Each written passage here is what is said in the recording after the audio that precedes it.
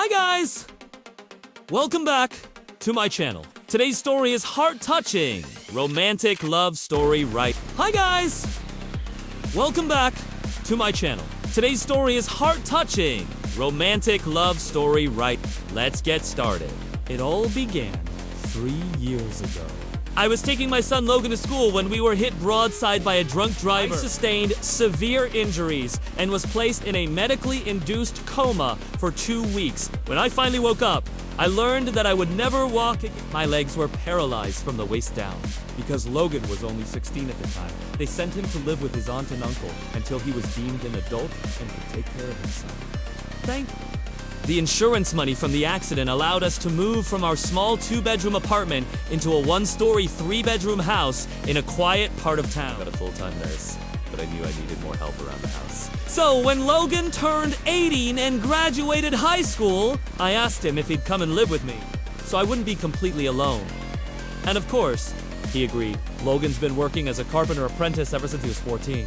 He's big, strong, and good with his hands. Take him long to get a job at a construction site. Every morning, he makes breakfast for me and helps me get ready for the day.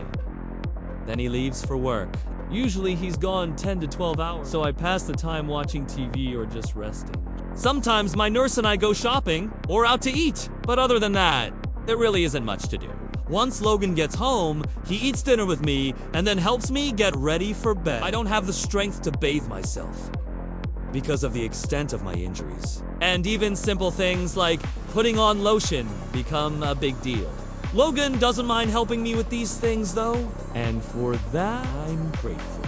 One evening, after my nurse left for the night, Logan sat down on the edge of my bed and said, "Mom, you know, your legs must feel really sore all day." I looked down at my legs and smiled sadly. They ache all the time. The doctors told me they'll always be this way. There's no chance of me walking again, not even with therapy. Logan reached out and gently touched my knee. I wish I could do to help. "Oh, there is something you can do! Sweetheart, if you could just rub my legs, it would really help alleviate some of the soreness." "Are you sure?" "Because I could put some lotion on and really work them over." "That sounds nice. Actually, just please, try not to go to work. Some of the nerves are exposed and any sudden movements can be painful." "Okay, Mom," Logan said with a smile. He went to the kitchen to wash his hands, and when he came back, he started massaging my legs. He worked his thumbs from my knees to my ankles, paying extra attention to the areas where the skin had thickened due to the scarring. I winced slightly as his thumbs pressed against my bare skin. "Sorry," he mumbled. "I'll go easier." "No, it's okay. You're doing great. Honey? Just keep going." His hands moved slowly, methodically, covering every inch of my legs. He applied just the right amount of pressure, and I relaxed into the bed as the knot of tension in my shoulders eased. This was amazing. I hadn't had a massage in years, and I could feel all of the stress from the past few months melting away. We sat there in comfortable silence for about an hour until my legs were completely relaxed and warm from the friction. Logan paused and looked up at me. "Is it okay if I keep going?" he asked shyly. "What do you mean?" I asked, confused. He hesitated. Can I massage the rest of you?" Not what he meant at first, but then I realized how close he was. Our fingers were intertwined and his thumb was rubbing lightly against my thigh. I felt a blush creep up my neck. "Oh, I guess so," stammered. "But it won't be a full service, right?" I wanted to make it clear that even though I appreciated his help, I didn't want him to think that I was offering myself to him. He seemed to sense my hesitation and quickly pulled away. "Sorry, Mom. I didn't mean to make you uncomfortable." "Of course! I understand," he said, rising from the bed. "Thank you for today, Logan. It really means a lot that you took the time to help me." "No problem, Mom. Anytime," he said, smiling. As the days turned into weeks, Logan continued to massage my legs every night before bed. Each time he did, I could feel the electricity between us growing. One night, we were interrupted by a power outage. I panicked a little, but Logan kept calm and went out to check the lines. When he came back in, he found me holding a flashlight, looking around the dark room. "Don't worry, Mom, it's a small outage." "The lights will probably be back on in a few minutes," he said, squeezing my hand. I could feel my heart racing. Why did he have to be so close? The power returned about an hour later and Logan went back to massaging my legs. I don't remember what made, but after a few minutes, I leaned forward and kissed him on the cheek. He froze and pulled away. Sorry. I don't know what came over me. He shook his head, his eyes locked onto mine. No, it's okay. I've wanted this for a long time, he admitted. Before I could respond, he leaned in and kissed me deeply. I felt his tongue run along my teeth as he explored my mouth like he memorized the taste of me. My hands tangled in his hair as I pulled him closer. I've never kissed anyone before, let alone a man as handsome and virile as Logan. His lips were soft and warm, and the sensation of being so him sent shivers down my spine. I don't know how long we stood there kissing in the darkness, but eventually he pulled away and said, "I'm sorry, Mom. I shouldn't have done that."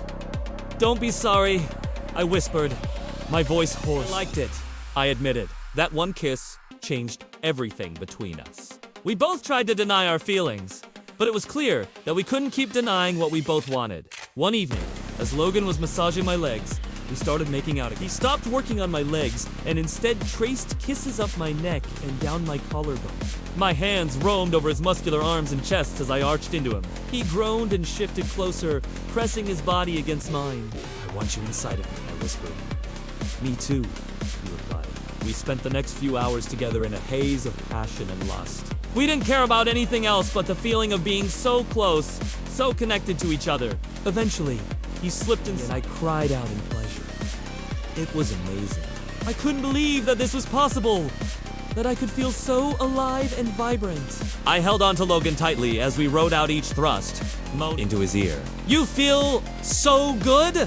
I whispered. When we finally came, I felt a deep sense of peace settle over me. I knew that I'd never be able to walk again, but in that moment, I didn't care. All that mattered was the feeling of being loved and desired by my son. We lay there entwined for a long time after. Neither of us wanted to break the silence. Finally, Logan broke the quiet.